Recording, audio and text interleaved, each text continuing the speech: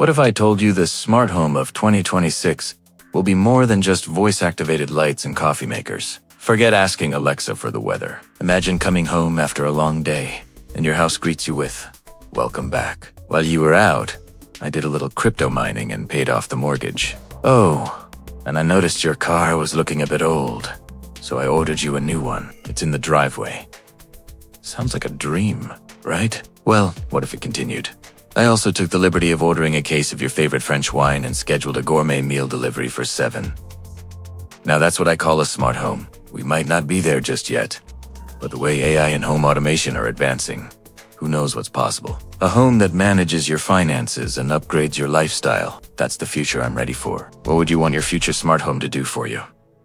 Let me know in the comments. Thanks for watching.